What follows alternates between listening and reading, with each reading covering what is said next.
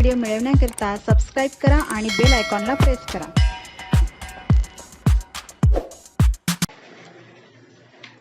नमस्ते विद्यार्थी मित्रांनो, कष्टी चंद्रपूरमध्ये तुम्हा सर्वांचे पुन्हा एकदा मनपूर्वक स्वागत आहे. आजच्या आपल्या मराठी निबंधाचा विषय आहे वृक्ष. मित्रांनो, हा निबंध तयार करण्यापूर्वी मी इथे स्क्रीनवर काही कच्चा आराखडा तुम्हाला दिलेला आहे. या मुद्द्यांचा वापर करून आपण हा निबंध तयार केलेला आहे. चला तर मग सुरू करूया आजच्या मराठी निबंधाला. माता धरतीच्या कुशीत उगवलेले हे वृक्ष महान, छायेत त्यांच्या निवांत बसता, संपतात सारे त्राण. फळफुलांची श्रीमंती देते, देतच राहते क्षणोक्षणी, स्वार्थ न बाळगता आयुष्यभर, करुणा भावाने रक्षणी. वृक्ष हे निसर्गाने मानवाला दिलेले अमूल्य वरदान आहे. आपल्या जीवनाची सुरुवात आणि शेवट दोन्ही वृक्षांशी घट्ट निगडीत आहेत. मानवाला श्वास घेण्यासाठी लागणारा प्राणवायू, उन्हापासून आश्रय, पावसाचे संतुलन, अन्न, औषधे आणि इंधन या सर्व गोष्टी आपल्याला वृक्षांकडूनच मिळतात. म्हणूनच वृक्षांचे महत्त्व शब्दात मांडणे कठीण आहे. वृक्ष फक्त आपल्यासाठीच नव्हे तर पृथ्वीवरील सर्व सजीवांसाठी अत्यंत आवश्यक आहेत. ते वातावरणातील कार्बन डायऑक्साईड शोषून घेतात आणि तापमान वाढीला आळा घालतात. पावसाचे प्रमाण टिकवून ठेवणे, मृदेचे धूप रोखणे आणि जमिनीत पाणी साठवणे हे वृक्षाचे महत्त्वाचे कार्य आहे. त्यामुळे नद्या, झऱ्यांचे अस्तित्व टिकून राहते. वृक्षांचा जन्म बीजापासून होतो. प्रत्येक वृक्षाचे स्वतःचे बी असते आणि या बीपासून उगवणाऱ्या छोट्या रोपातून पुढे मोठा वृक्ष तयार होतो. वृक्षांचा जन्म हा निसर्गातील अत्यंत सुंदर आणि वैज्ञानिक असा टप्पा आहे. वृक्षांची बियाणे वाऱ्याने, पक्ष्यांनी, पाण्याने किंवा प्राण्यांमार्फत जमिनीत पडतात. काही बिया फळांच्या रूपात जमिनीवर पडतात आणि तिथेच उगवतात. बियाणे जमिनीत पडल्यावर उगवण्यासाठी योग्य अनुकूल वातावरणाची गरज असते. योग्य पुरेसे पाणी, सूर्यप्रकाश, हवा आणि योग्य तापमान मिळाल्यावर बीजाचा कवच फुटते आणि अंकुर बाहेर येतो. हा अंकुर जमिनीत खाली मुळे तयार करतो आणि वर काढून छोट्या हिरव्या पानांचा रोप बनतो. अन्न तयार करण्याची क्षमता मिळते. पाण्याने, हवेतून आणि मातीतील खनिजांमुळे जे हळूहळू ते मजबूत होते. काही दिवस किंवा महिन्यात हे रोप एक तरुण झाड बनते. त्याला खोड, फांद्या आणि अधिक पाणी येतात. काही वर्षांनी ते पूर्ण वाढलेला वृक्ष बनतो. त्याला फुले व फळे येतात. फळांमधून पुन्हा नवीन बियाणे तयार होतात आणि त्यातून नव्या वृक्षांचा जन्म होतो. अशी ही निसर्गाची सतत चालणारी साखळी आहे. वृक्ष मनुष्याचे आणि पृथ्वीवरील सर्व सजीवांचे जीवन आधार आहेत. त्यांचे उपयोग अत्यंत महत्त्वाचे आणि अनेक प्रकारचे आहेत. वृक्ष वातावरणातील कार्बन डायऑक्साईड शोषून घेतात आणि आपल्याला जगण्यासाठी आवश्यक असणारा प्राणवायू देतात. म्हणूनच वृक्षांशिवाय जीवन अशक्य आहे. अनेक वृक्षांवरून आपल्याला फळे, फुले, काजू, बदाम, औषधी, पानं, मसाले असे अन्नाचे अनेक मिळतात. त्यामुळे वृक्ष मानवाच्या अन्न साखळीचा महत्त्वाचा भाग आहेत. वृक्ष उन्हाळ्यात सावली, थंडावा देतात व परिसराचे तापमान कमी करतात. त्यामुळे शहरांमध्ये वृक्ष जास्त असतील तर उष्णता कमी होते. आंबा, नीम, अशोक, आवळा, तुळस इत्यादी अनेक वृक्षांच्या पानांपासून, बियाणांपासून, सालांपासून औषधे तयार केली जातात. वृक्षाचे अनेक औषधी उपयोग असून मानवासाठी वृक्ष संजीवनी आहे. वृक्षापासून मिळणारे लाकूड घर, फर्निचर, खेळणी, साधने, संगीत वाद्ये तयार करण्यासाठी वापरले जाते. बांबू तर अनेक घरांमध्ये बांधकामासाठी उपयोगी आहे.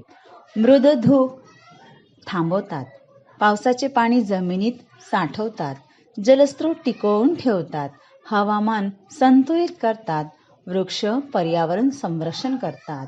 अनेक पक्षी, कीटक, माकडे, खारी, सरडे यांचे घर म्हणजे वृक्ष. जंगलातील संपूर्ण पर्यावरणीय प्रणाली वृक्षांवर अवलंबून असते. काही भागात लाकूड इंधन म्हणून वापरले जाते. तसेच वृक्षांपासून कागद, राळ, गोंद, तेल, सुगंधी पदार्थ, रंग इत्यादी अनेक वस्तू तयार केल्या जातात.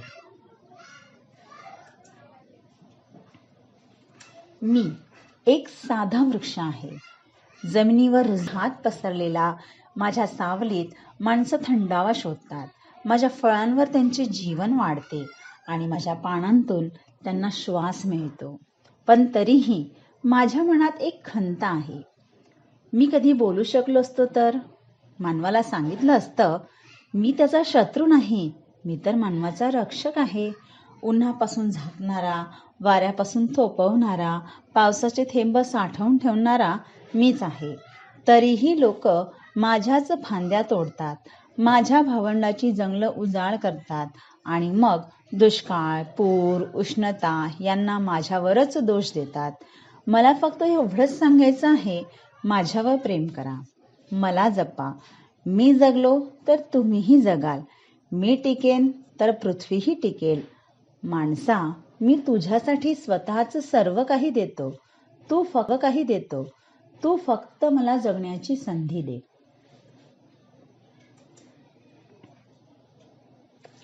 उभी राहून वादळाशी लढतात, तरी न गाळती आसू.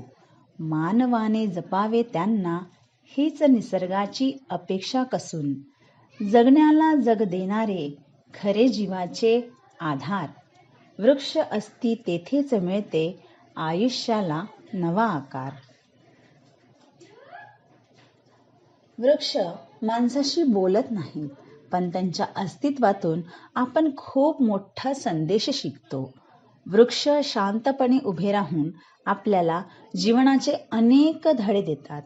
वृक्ष कोणतीही अपेक्षा न ठेवता सावली, फळे, फुले, हवा आणि औषधे देतात. ते म्हणतात, देण्यातच आनंद आहे. वृक्ष हळूहळू वाढतात. उन्हाळा, पाऊस, वारे सगळं सहन करतात. तर ते आपल्याला संदेश देतात, जीवनात संयम ठेवा, मेहनत करा, फळ नक्की मिळेल. वृक्ष आपल्याला सांगतात की पृथ्वीचे रक्षण करणे आवश्यक आहे. ते म्हणतात, मी जगेन तरच तुझे भविष्य सुरक्षित राहील.